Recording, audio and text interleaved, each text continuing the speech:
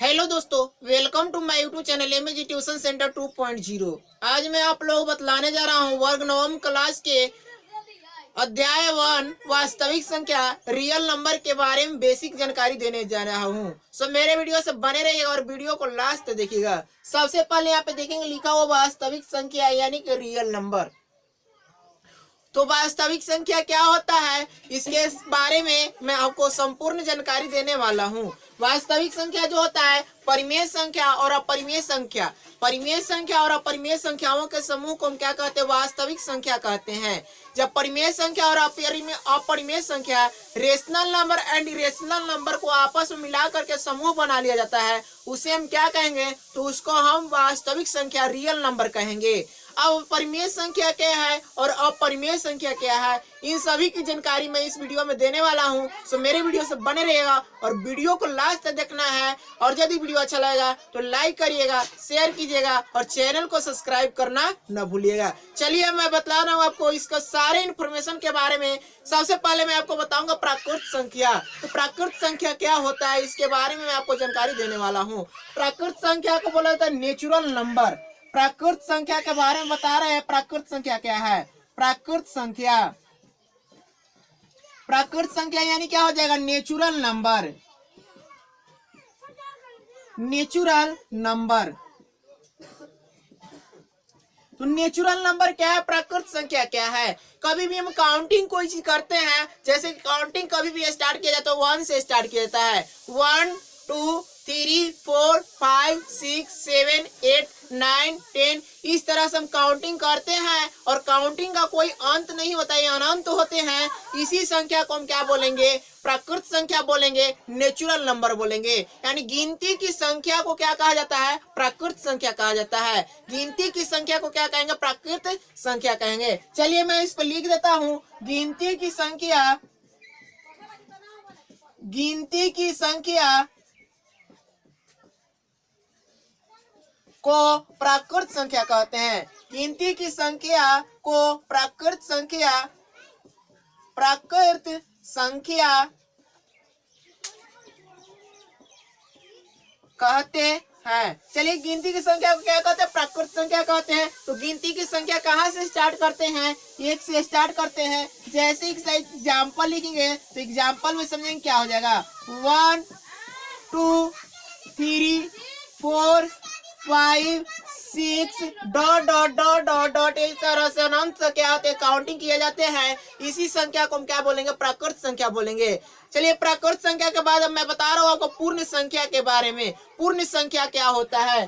पूर्ण संख्या क्या होता है उसके बारे में, जैसे कि आप लिख देते हैं पूर्ण संख्या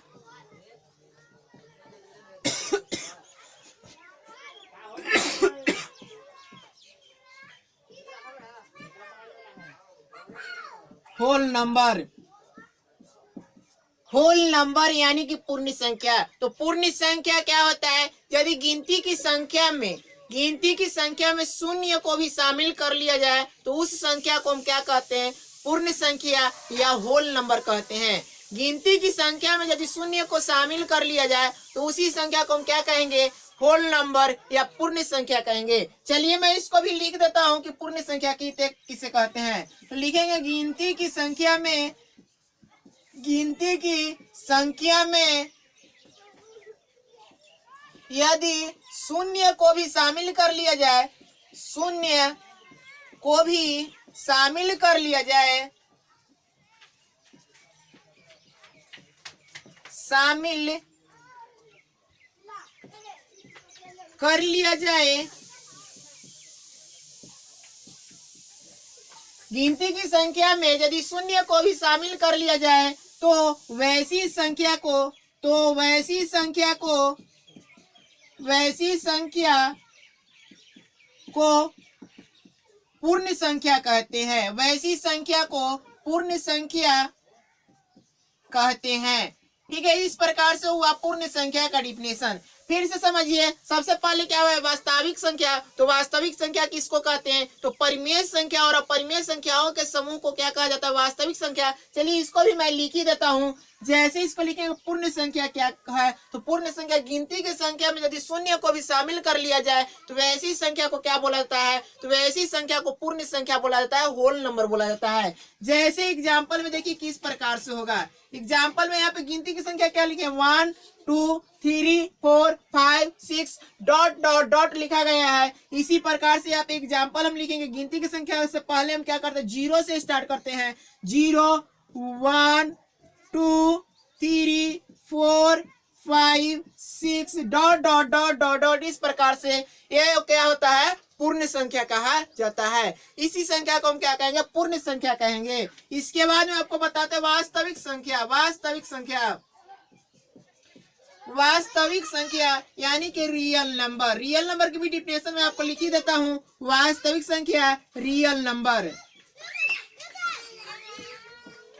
रियल नंबर तो परिमेय संख्या और अपरिमेय संख्या, परिमेय संख्या और अपरिमेय संख्याओं के समूह को क्या कहा जाता है? वास्तविक संख्या कहा जाता है। परिमेय संख्या और अपरिमेय संख्याओं के समूह को क्या कहा जाता है? वास्तविक संख्या कहा जाता है। परिमेय संख्या, परिमेय संख्या और अपरिमेय संख्या, परिमेय संख्या और अपरिमेय संख्या, अपरिमेय संख्या, परिमेय संख्या और अपरिमेय संख्या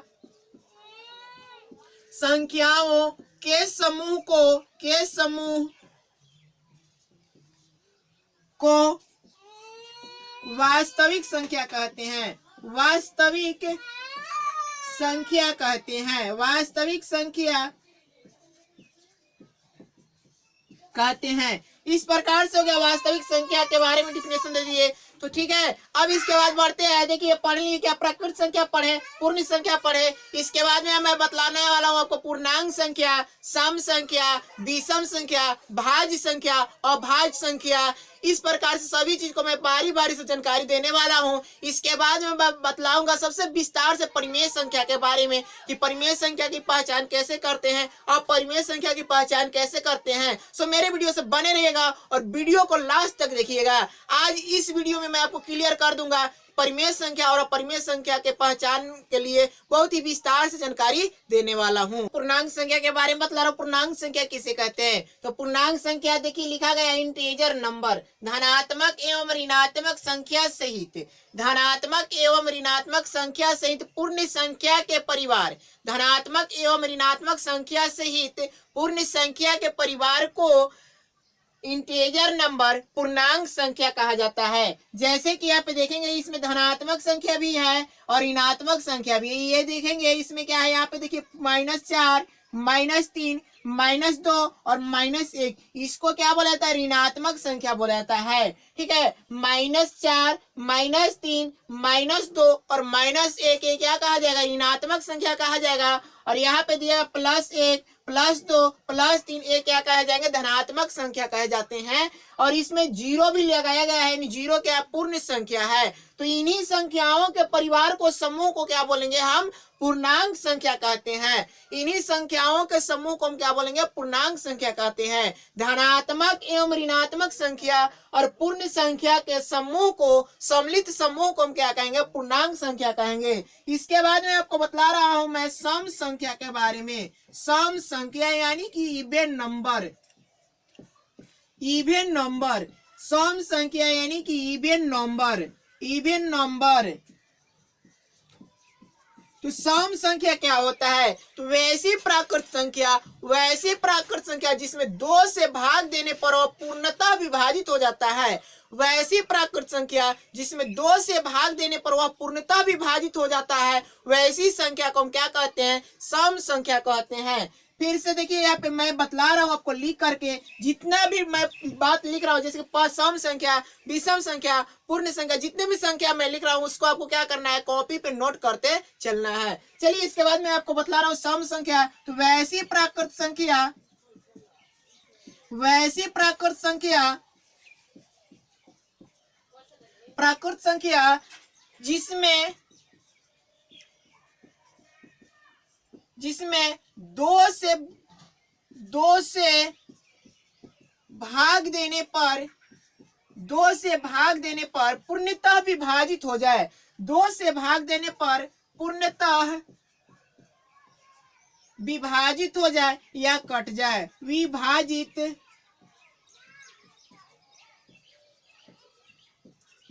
हो जाए, वैसी संख्या को क्या कहा जाता है? सम संख्या कहा जाता है। वैसी संख्या को क्या कहा जाता है? सम संख्या कहा जाता है। जैसे प्राकृत संख्या कुछ लेते हैं और उसको मैं आपको विभाजित करके बतला रहा हूँ किस प्रकार से होता है। जैसे कि आप ले लीजिएगा 2, और 2 से भी डिवाइड करना है, किसमें? किसी भी प्राकृत संख्या में डिवाइड करना है, तो मैं 2 से पहले 2 में डिवाइड करके बतला रहा हूँ। तो 2 से 2 में डिवाइड कीजिएगा, कितना हो जाएगा? 1 बार में जाएगा, यहाँ पे 2 हो जाएगा, कट जाएगा, इसका शेषफल क्या आया? 0 आ गया। जब शेषफल 0 आ गया तो वह संख्या क्या है? पूर्णतः विभाजित हो जा रही है। जब शेषफल 0 आता है तो वह संख्या पूरी तरह से कट रही है, यानी इसी संख्या को हम क्या कहेंगे? सम संख्या कहेंगे।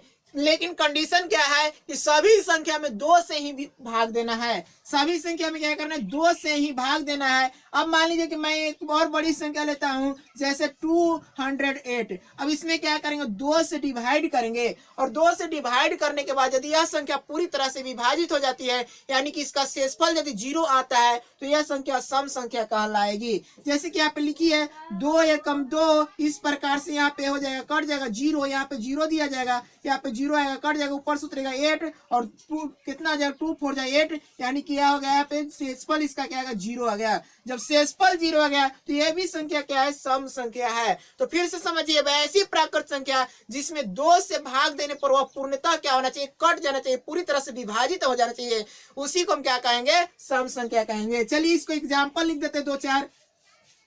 इसका एग्जाम्पल क्या होगा? तो इसका एग्जाम्पल हम लिखते हैं, जैसे 2 4 6 8 10 12 14 16 डॉट डॉट डॉट इत्यादि, ये सारी संख्या क्या है? सम संख्या है। इसके बाद मैं आपको बतला रहा हूं विषम संख्या के बारे में, ऑड नंबर के बारे में। विषम संख्या, विषम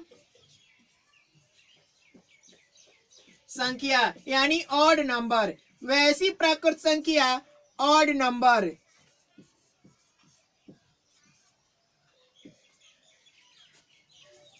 वैसी प्राकृत संख्या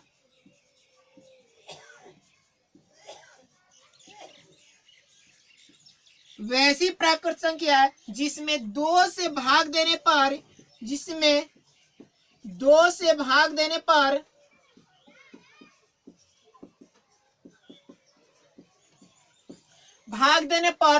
पूरी तरह से ना कटे। वैसी प्राकृत संख्या जिसमें 2 से भाग देने पर पूरी तरह से न कटे, उसे क्या कहेंगे? विषम संख्या कहेंगे। देने पर पूरी तरह से